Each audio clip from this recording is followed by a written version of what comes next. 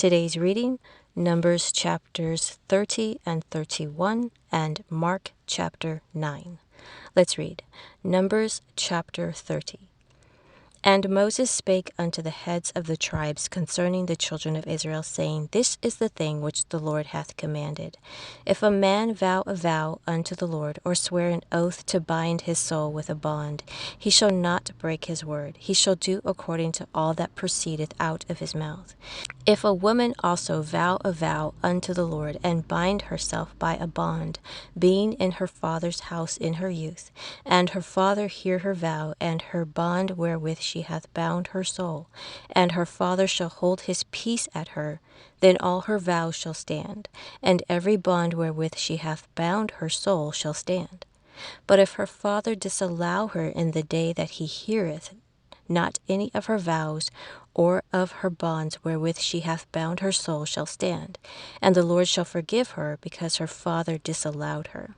And if she had at all an husband, when she vowed or uttered aught out of her lips, wherewith she bound her soul, and her husband heard it, and held his peace at her in the day that he heard it, then her vow shall stand, and her bonds wherewith she bound her soul shall stand. But if her husband disallowed her on the day that he heard it, then he shall make her vow which she vowed, and that which she uttered with her lips wherewith she bound her soul, of none effect, and the Lord shall forgive her. But every vow of a widow and of her that is divorced wherewith they have bound their souls shall stand against her.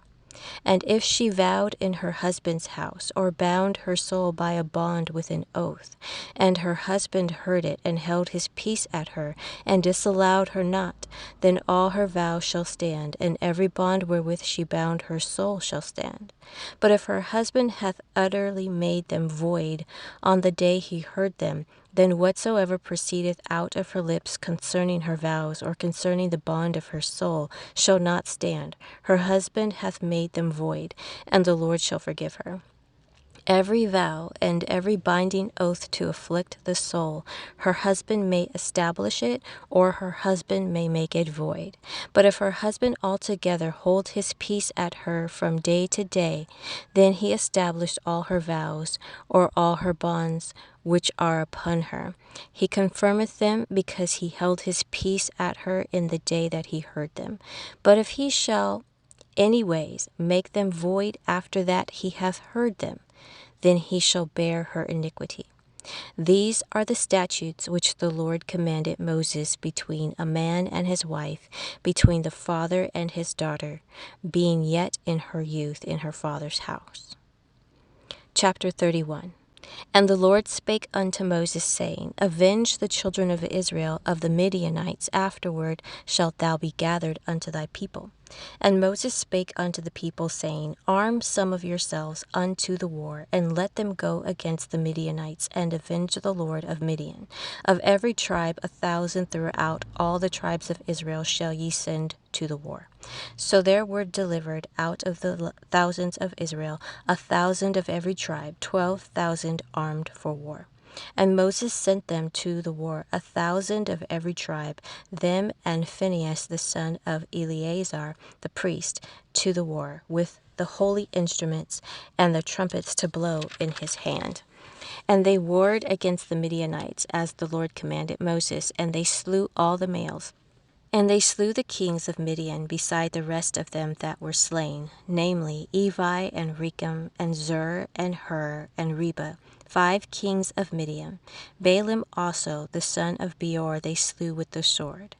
And the children of Israel took all the women of Midian captives, and their little ones, and took the spoil of all their cattle, and all their flocks, and all their goods.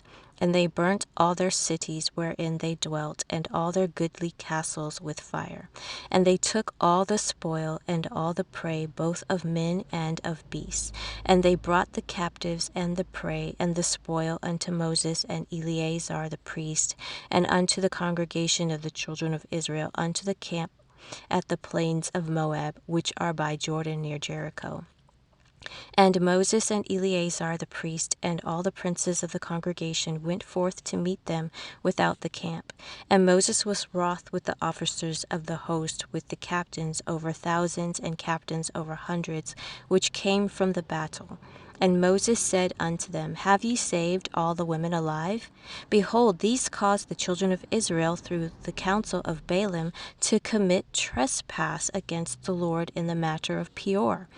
And there was a plague among the congregation of the Lord. Now therefore kill every male among the little ones, and kill every woman that hath known man by lying with him. But all the women, children, that have not known a man by lying with him, keep alive for yourselves, and do ye abide without the camp 7 days. Whosoever hath killed any person, and whosoever hath touched any slain, purify both yourselves and your captives on the 3rd day, and on the 7th day. And purify all your raiment, and all that is made of skins, and all work of goat's hair, and all things made of wood. And Eleazar the priest said unto the men of war which went to the battle, This is the ordinance of the law which the Lord commanded Moses. Only the gold and the silver, the brass, the iron, the tin, and the lead, everything that may abide the fire, ye shall make it go through the fire, and it shall be clean. Nevertheless it shall be purified with the water of separation, and all that abideth not the fire ye shall make go through the water. And ye shall wash your clothes on the 7th day, and ye shall be clean, and afterward ye shall come into the camp. And the Lord spake unto Moses, saying, Take the sum of the prey that was taken, both of man and of beast, thou and Eleazar the priest, and the chief fathers of the congregation, and divide the prey into 2 parts between them that took the war upon them, who went out to battle, and between all the congregation. And levy a tribute unto the Lord of the men of war which went out to battle, 1 soul of 500, both of the persons, and of the beeves, and of the asses, and of the sheep. Take it of their half, and give it unto Eleazar the priest, for an heave offering of the Lord. And of the children of Israel's half thou shalt take 1 portion of 50 of the persons, of the beeves, of the asses, and of the flocks, of all manner of beasts, and give them unto the Levites, which keep the charge of the tabernacle of the Lord. And Moses and Eleazar the priest did as the Lord commanded Moses. And the booty, being the rest of the prey which the men of war had caught, was 600,000, and 70,000, and 5,000 sheep, and 62,012 beeves, and 61,001 asses, and 32,000 persons in all of women that had not known man by lying with him. And the half which was the portion of them that went out to war was in number 300,000, and 30,500 sheep. And the Lord's tribute of the sheep was 615. And the beeves were 36,000, of which the Lord's tribute was 312. And the asses were 30,500, of which the Lord's tribute was 301. And the persons were 16,000, of which the Lord's tribute was 32 persons. And Moses gave the tribute, which was the Lord's heave offering, unto Eleazar the priest, as the Lord commanded Moses. And of the children of Israel's half, which Moses divided from the men that warred, now the half that pertained unto the congregation was 300,000, and 30,000, and 7,500 sheep, and 36,000 beeves, and 30,000 asses, and 516,000 persons. Even of the children of Israel's half, Moses took 1 portion of 50, both of man and of beast, and gave them unto the Levites, which kept the charge of the tabernacle of the Lord, as the Lord commanded Moses. And the officers which were over thousands of the host, the captains of thousands and captains of hundreds, came near unto Moses. And they said unto Moses, Thy servants have taken the sum of the men of war, which are under our charge, and there lacked not one man of us. We have therefore brought an oblation for the Lord. What every man hath gotten of jewels, of gold, chains, and bracelets, rings, earrings, and tablets, to make an atonement for our souls before the Lord. And Moses and Eleazar the priest took the gold of them, even all wrought jewels, and all the gold of the offering that they offered up to the Lord of the captains of thousands and of captains of hundreds was 16,750 shekels. For the men of war had taken spoil every man for himself. And Moses and Eleazar the priest took the gold of the captains of thousands and of hundreds, and brought it into the tabernacle of the congregation for a memorial for the children of Israel before the Lord. Mark chapter 9. And Jesus said unto them, Verily I say unto you, that there be some of them that stand here, which shall not taste of death, till they have seen the kingdom of God come with power. And after 6 days Jesus taketh with him Peter and James and John, and leadeth them up into an high mountain apart by themselves. And he was transfigured before them. And his raiment became shining, exceeding white as snow, so as no fuller on earth can white them. And there appeared unto them Elias with Moses, and they were talking with Jesus. And Peter answered and said to Jesus, Master, it is good for us to be here, and let us make 3 tabernacles, one for thee, and one for Moses, and one for Elias. For he wist not what to say, for they were sore afraid. And there was a cloud that overshadowed them, and a voice came out of the cloud, saying, This is my beloved Son, hear him. And suddenly, when they had looked round about, they saw no man any more, save Jesus only with themselves. And as they came down from the mountain, he charged them that they should tell no man what things they had seen, till the Son of Man were risen from the dead. And they kept the saying with themselves, questioning one with another what the rising from the dead should mean. And they asked him, saying, Why say the scribes that Elias must first come? And he answered and told them, Elias verily cometh first, and restoreth all things. And how it is written of the Son of Man, that he must suffer many things, and be set at naught. But I say unto you, that Elias is indeed come, and they have done unto him whatsoever they listed, as it is written of him. And when he came to his disciples, he saw a great multitude about them, and the scribes questioning with them. And straightway all the people, when they beheld him, were greatly amazed, and running to him saluted him. And he asked the scribes, What question ye with them? And one of the multitude answered and said, Master, I have brought unto thee my son, which hath a dumb spirit.